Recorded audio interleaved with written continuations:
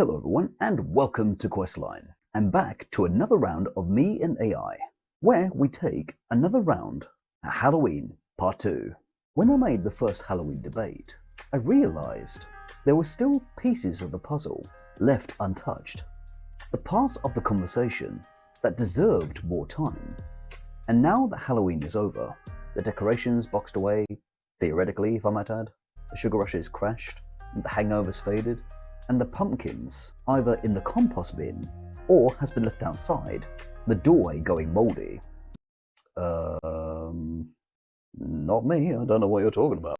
So with that said, it feels like the right time to step back and ask, what does Halloween actually mean to us anymore? So here on this segment, me and Sophia will go deeper into the psychology, philosophy, and cultural meaning behind this strange, enduring night. And with that said, cue disclaimer.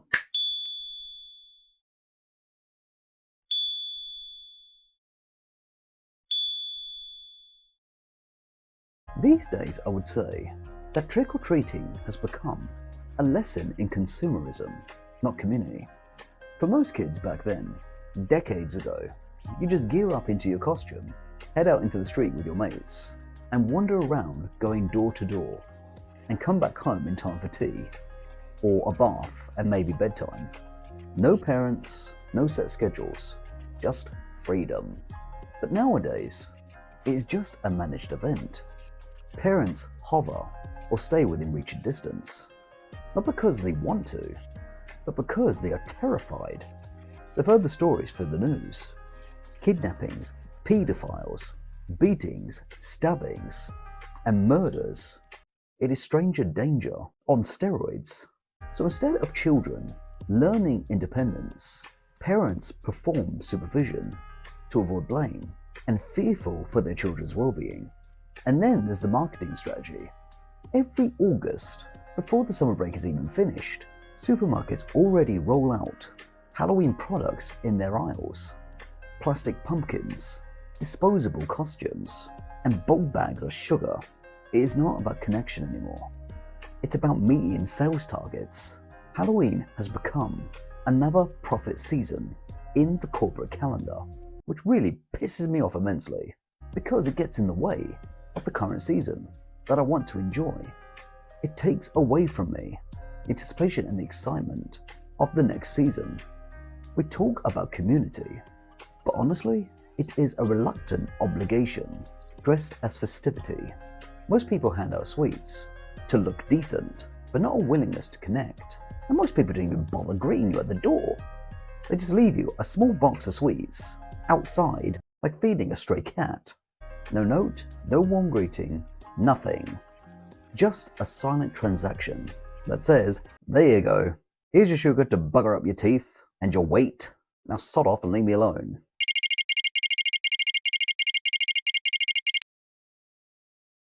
Maybe so, but it is still a performance.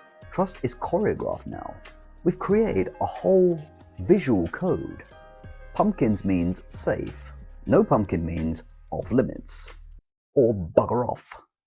Community has turned into a system of symbols, not relationships. And when you reduce connection to signage, it stops being a community. It becomes a bloody protocol.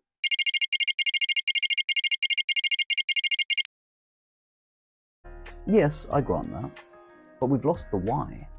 Originally, trick-or-treating was a spiritual exchange. Prayers for the dead traded for food. Now it's just sugar economics. We've turned reverence into bribery, and maybe that's what bothers me the most. Not the fun, but the forgetfulness. If we remembered why we knock, it could be meaningful again.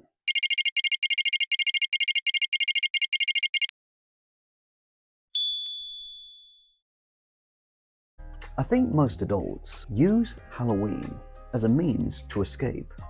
It is a socially accepted regression, a night to ditch adulthood's weight and pretend again.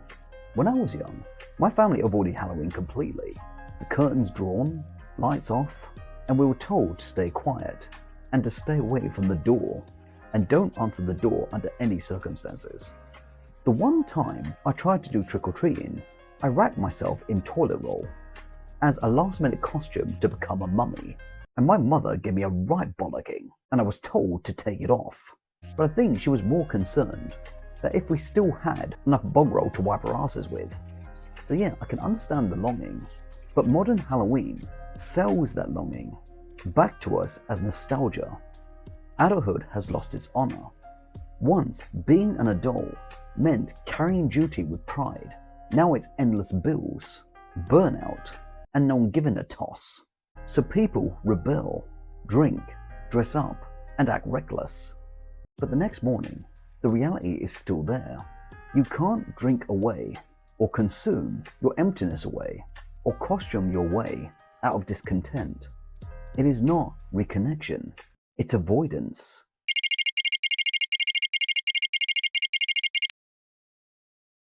I agree on the importance of play, but only if it honors its roots.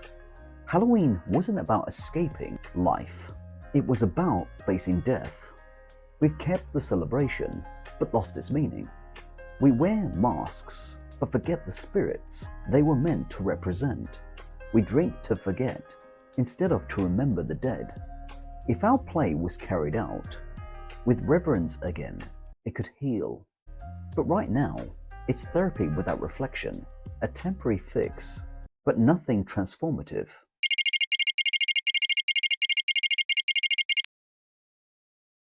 Okay, fair point, but still, I think play without principle becomes parody.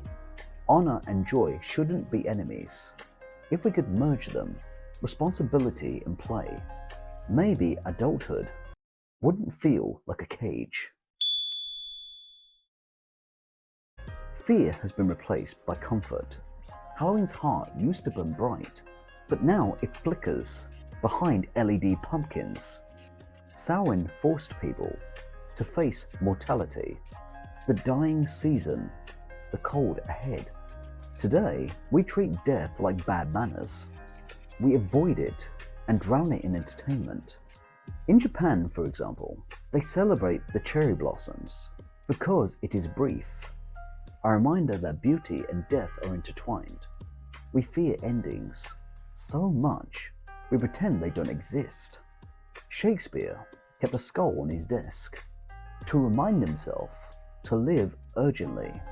We keep scented candles and call it mindfulness.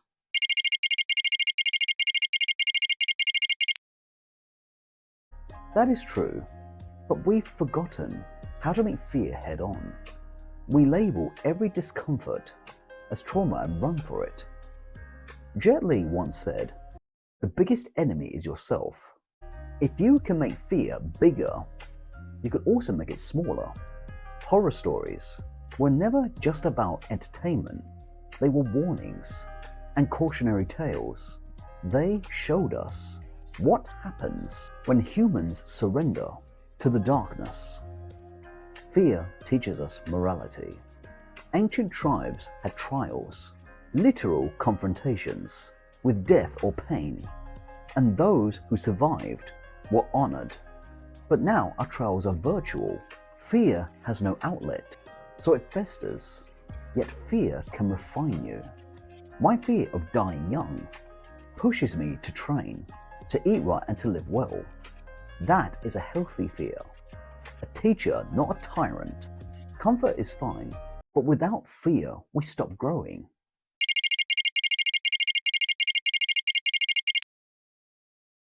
Exactly. Fear and comfort are not enemies. They are partners. You need both, or you lose balance. Fear gives life urgency. Comfort gives it warmth. Together, they keep the fire steady. Maybe that's what all this has been about. Not candy, not costumes or candles, but the quiet question underneath.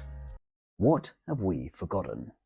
We traded community for convenience, ritual for retail, fear for familiarity, but something human still glows underneath the noise.